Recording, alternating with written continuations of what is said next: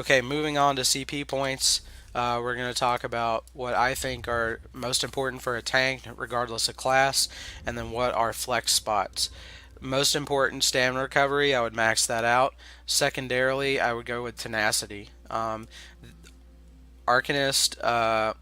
Magica recovery, and health recovery are just kind of flex spots. Depending on your class, you may not need that one. Health recovery is nice, it's a little bonus. You're in combat, it's a tick in combat extra. You don't, it's a nice to have, but you don't have to have it. I do like to have it though. I put 27 in it. I would go bare minimum probably 10 in this spot, uh, at least. Okay, you don't need anything from the shadow tree unless you want to go reduce cost of block, which is important. You can do that if you're doing a block build. I am not a block build, so I did not opt for this, but this is an important spot for tanks who are doing a block build. And what I mean by a block build is that you're going to poke the boss, you're going to hold block. That's it. You're going to poke the boss, you're going to hold block. You're not worried about roll dodging. You went for maximum stamina on all of your gear. You went for maximum stamina on all of your attributes. You went for maximum stamina on everything that you did. And now you're going to do reduced cost of block here, and you're going to max it out. And then you're going to go sturdy for reduced cost of block on all your gear, and you're going to go divines. You're going to use the Mundus Stone max stamina.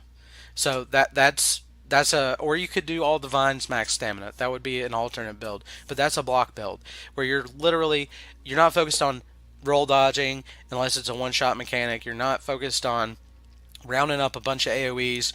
You're literally like, I'm here only for the boss. The group can deal with everything else. Fuck all that. I'm going to poke the boss in the eye, and I'm going to stand here, and that's it. Okay, and if you want to play that way, that's totally fine, but I think I would probably rather jump out of my second story window. But that is a viable build. People do it. I personally don't enjoy it. If you want to do a block build, I'll be happy to talk to you about that. Okay, reduced cost of roll dodge is a bonus if you want. That's a good flex spot, but these two are worthless. Um, Siphoner's oh, by the way, if you have some extra points, throw them there, but it's pretty much worthless. Warlord, cost of break free I think is more important than reduced cost of block or roll dodge, because when you get knocked down or disabled or whatever, you can't move. And if you can't move, you can't grab the ads and you can't dodge the boss mechanic if you're locked in, right? So to me, reduced cost to break free is more important than roll dodge, because when you miss a roll dodge and you get locked down, you need to break free as soon as possible. And so would it be better to dodge it in the first place? Yes, but you're not always going to be on top of your game. And when you're in a pinch and you're low on stamina, cost to break free is probably more important to me, personally. Um, Plus, this bash is pretty nice and snare.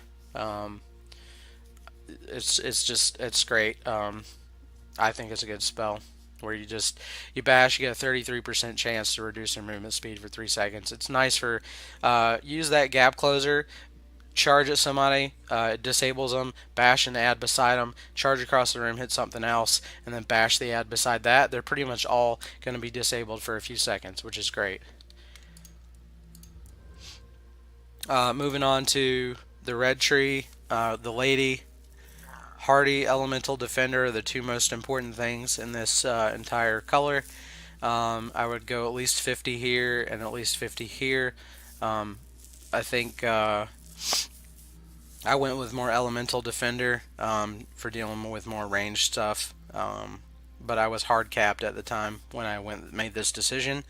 I'll probably revisit this and up hardy to 13% and balance these out to right around 13% each.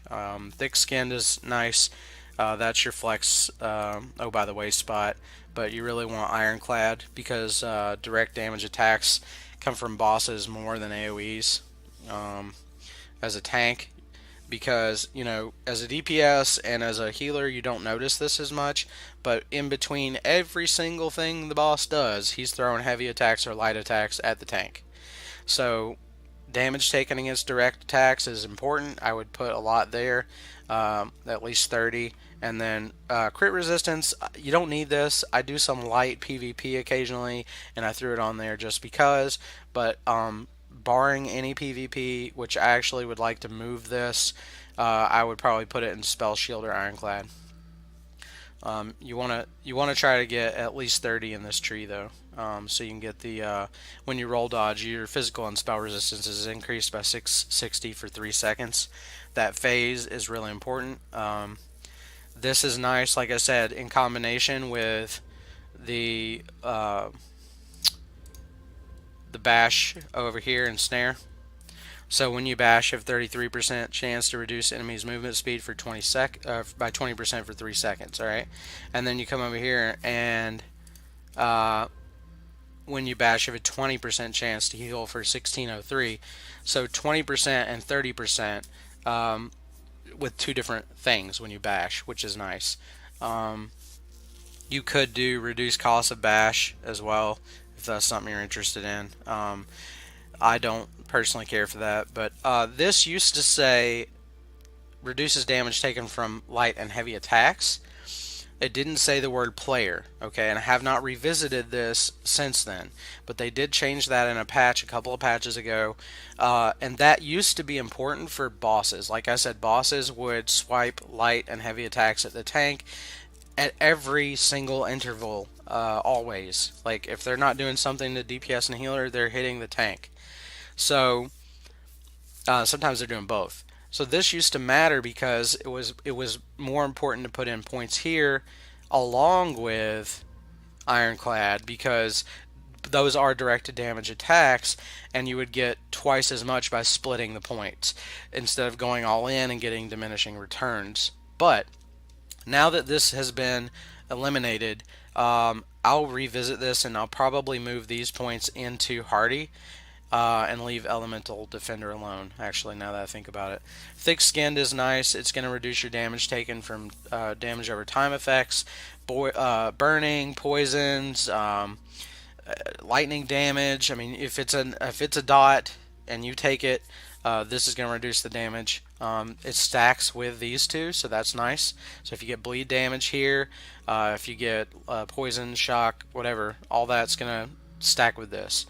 So you want to go at least 120 in the lady. That's the most important tree in this color. Quick recovery is nice. It helps your healer out, gives you bigger heals for when you screw up or when there's a boss mechanic that gets you down to like 2% health no matter what you do. Those are nice. I would go at least 25 there for sure. Alright, now that we've covered red, blue is going to kind of depend really on your build, on your class. Okay, what are your class spells? What do they do? Do you do healing at all? I do self-heals. You probably are going to do some self-heals. I would recommend at least one self-heal in some way. Mine's sort of a passive thing through crit damage. But if you only have a self-heal that is a PvP heal, then if that's all you have, you want some points in this because it does increase your healing done not only to you but to group members. So I would put probably at least 20 points here. If you're Magicka, like I am, I'm partial Magicka, I would put some points here and here and there. If you're Magicka, this is your tree, okay? If you're Stamina, this is your tree, okay? Now, I'm Magicka, and this does damage over time, so this is important for me because it increases damage done with damage over time. But if you're not doing damage over time as a tank, like a dot tank, which is kind of sort of what I am, I'm an AoE tank, then you don't need this if you're not doing it. If you're only doing direct damage, don't worry about Thaumaturge. I would go with Precise, Piercing, and Mighty. Okay, these are your three if you're straight Stamina, no AoE dots or anything like that. Here, if you're focusing on your heavy attacks, which, by the way, we haven't gotten to that yet, tactics, but we will. If you're a tank, when do you need to be heavy attacking? Always. When do you need to be heavy attacking? When you're not roll dodging. When do you need to be heavy attacking? When you're not taunting. When do you need to be heavy attacking? When you're not dead. That's it. It's that simple. If you're alive and you're a tank and you're not heavy attacking and you're just poking and holding block and staying there, you got a problem. Unless it's a mechanic you're trying to block through. Okay, so always be heavy attacking. ABH.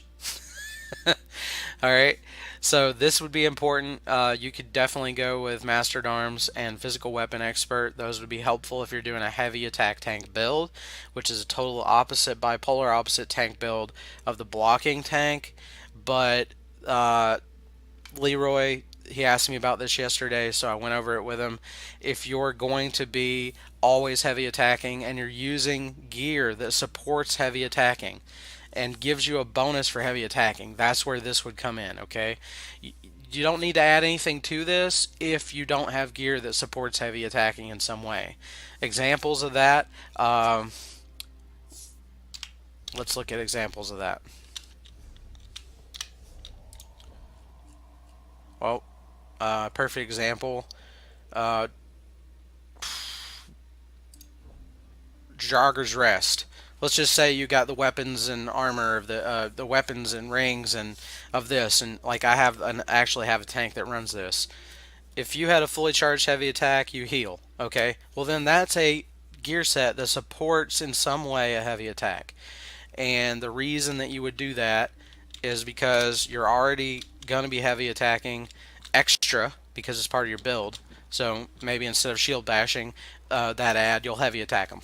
So that's what I'm talking about with tactics. So when you throw in a heavy attack extra for no reason, that's not on a boss, because you should always be heavy attacking a boss no matter what. But we're talking about ads at this point. If it benefits you or your group in some way to heavy attack that ad versus bashing or shield charge or some other move, that would be a heavy attack build, okay? And that's what we're talking about here, not boss fights at that point. Um, when you get to uh,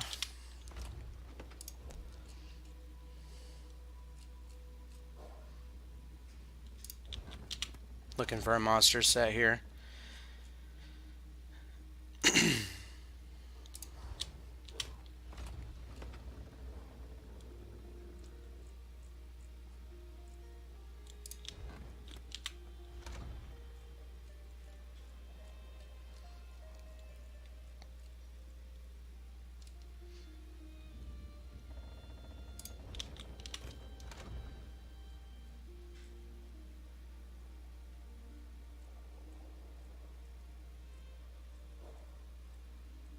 Hmm.